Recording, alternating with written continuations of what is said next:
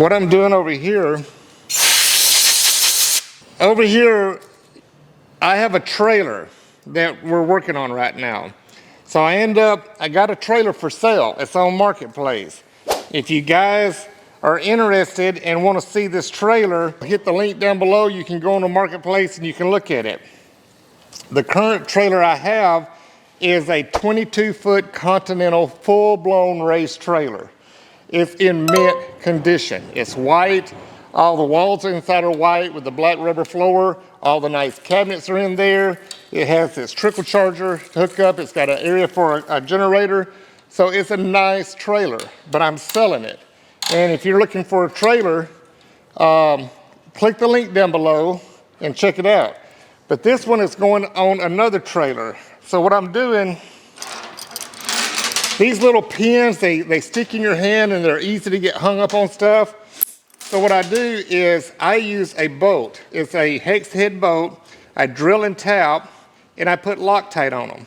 And then once I get them in here, I'll use a center punch and I'll put a little dimple right here. So I'll put a little dimple like on both sides so these don't unscrew, because the last thing you want is your chains to come undone. But I put these little bolts on there, that way when you grab them, you're not getting stuck by these things. These things will stick you in your hand all the time. So I'm drilling and I'm tapping them right now for that little screw. Then once I get it done, like I said, I will put Loctite on them. And yeah, this is starting to squeak. I always want to keep the material, you don't want to keep going in there when you're doing the tap. When you start hearing it squeaking, you need to come back out, because the next thing that happen is you break your tap inside of a piece of metal. And when a tap fragments, it puts these little particles all in the metal, and that's not good. So you just do it a little bit at a time, turn it. These are just little pointers that we like to throw out there and help people out. See how much of the threads have gone through.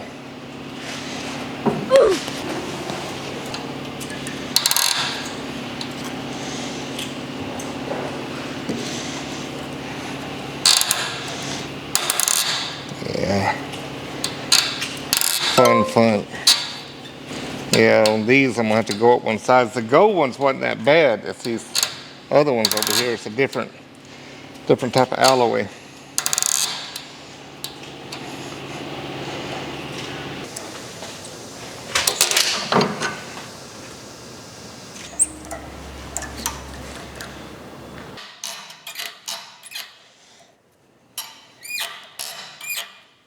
So you can see where I put the hex head in there. So we don't want this little piece sticking out.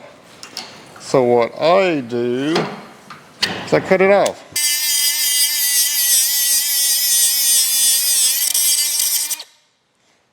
And then I take it back out because I like to get rid of the little burrs. It's all the little things that your little prep work you do, because you got a little bit of lip right here. There's little sharp edges. So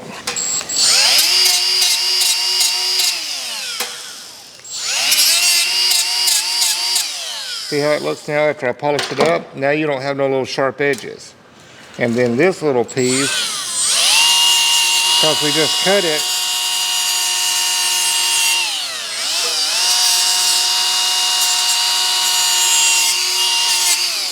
so I got rid of that little sharp edge on the outside. We don't want to get cut, and we certainly don't want the customer to get cut. There you go. Did you hear what Jeff just said? We don't want to get cut, and we don't want the customer to get cut. So now you got a nice smooth edge, and when we get done and we put it back on the trailer, we'll use the Loctite to put it back on there. Why? We don't want this shit coming off going down the road. And the next thing we do is we see our trailer going past us going down the road. That would not be good. Yeah, they put them in all of the equipment. I had another one over here. These damn things right here stick you in the hands all the time. And when you're not paying attention, you're hooking up your trailer, these little pins will be sticking out and you get stuck. So we get rid of them. You know what? I think I threw one underneath there. I did. Got to keep the shop clean. So off to the last one. Now, this alloy is a lot harder.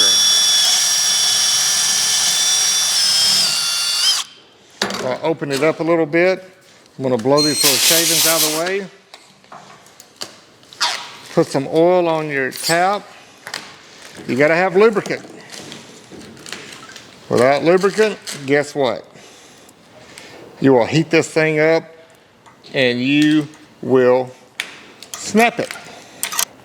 So you just gotta take it easy.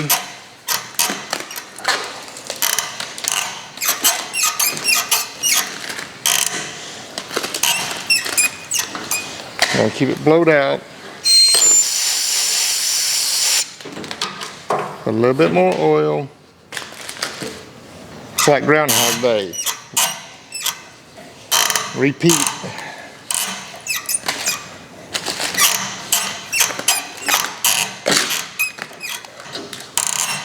You don't see a grown man cry? Watch me break this damn thing and you'll see me cry. Now I gotta re-drill it and get all these little fragments out from this die or this towel. Yeah, I'll be crying. You know why? Because I know, I've done it before. Get into a big hurry. I am known to hook a drill to a towel. That's right, I'll hook a drill to a towel because I'm impatient. I want to get it done. Boy, ain't that the truth. And then you hear Jeff in the background talking shit, talking crap about me. So like right now, it shouldn't be squeaking. But the reason it's squeaking is this is hardened metal. And I gotta keep working it. See, it's starting to come out. Hey, look at that. We made progress. Even though it's still squeaky, but we made it all the way through. All right, come on, back out. So we made it all the way through. Yay! I made it without breaking it. Take this out. Throw the screw in it. And then I'm gonna cut it off. And then I'll polish everything up.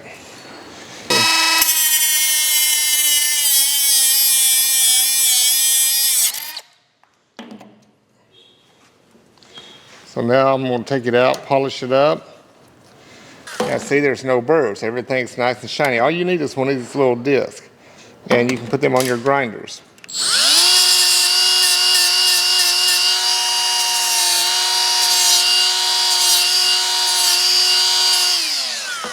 Now we got no burrs. Put this back in here. All right. I don't want to lose it. I want to snug it up. And I got another one right here. And so when we get the trailer back from paint, we will put these chains back on, put Loctite on these two, and tighten them down, center punch them like I said. People don't realize, you get a center punch and you hit it either in the center or out here on the outside edges, and when you put that little dimple in there, it pushes the metal out to where it's hard to untighten, because once we put these back on, we're not going to take them off. So using a center punch, we'll put a little dimple right here. Here, I'll show you what I'm talking about.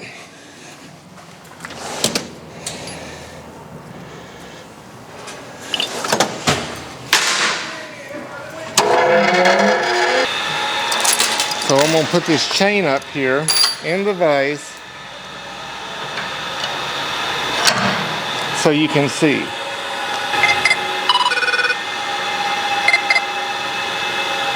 Hey, Ron. Good morning, sir. How are you? I'm good, buddy. How you doing? Good. Hey, this acid washing the brick where the algae comes off, you're also handling the effervescence, right? Yes.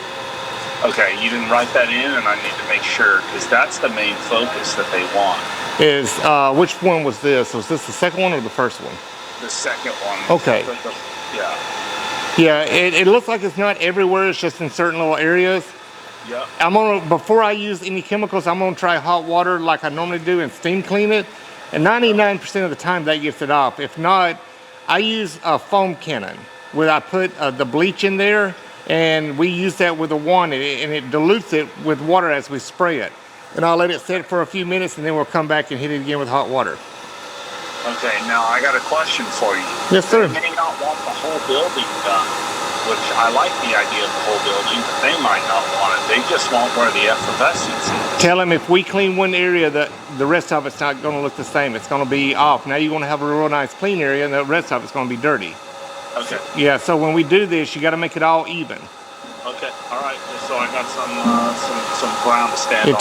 tell them we're not trying to get money out of them, but it's just like if I run a surface cleaner on a sidewalk. If I only clean half the sidewalk, well, half of it's going to look real nice. The other half is going to look like crap. Yeah, absolutely. No, I'm with you. Okay, cool. Easy to explain. Thanks, buddy. All right, thank you. Bye-bye. Bye. Explaining acid wash, explaining bleach and HS. That's what I just did with the customer. Big office on the ocean side that has a lot of algae on the side. So a lot of people that are buying the soft wash systems, they buy these soft wash systems, and it started on the East Coast for vinyl siding homes. So they're trying to migrate it out here, and there's a place for everything, but you can make it more simple. The way that we do things is I can throw some bleach in a foam cannon and just straight bleach in the foam cannon, use a wand, spray it on there, let it sit for a few minutes, and come back with hot water and take it off if it's something that won't come off with hot water. 99% of the time, hot water takes it off, it kills it, and makes everything look good. All right, so what I was telling you about doing a center punch, so I'm gonna put a dimple in this. Let me make sure this thing is tight.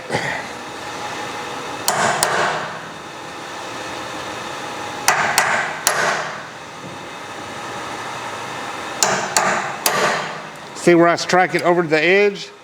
What I do is I put the center punch in there, and I go a little bit in an angle.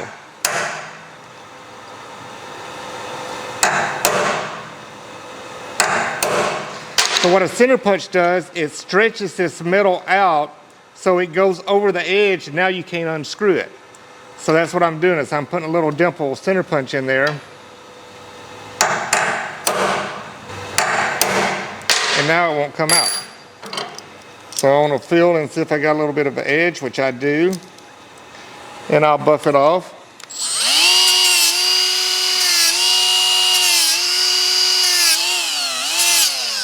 And there we go.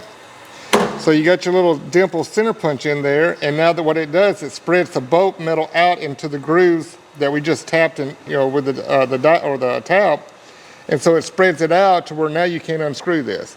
Now we don't have to worry about this thing coming undone going down the road. If you like the idea, thumbs up, thumbs down, hit subscribe. You know all the deal. You know all the dilly.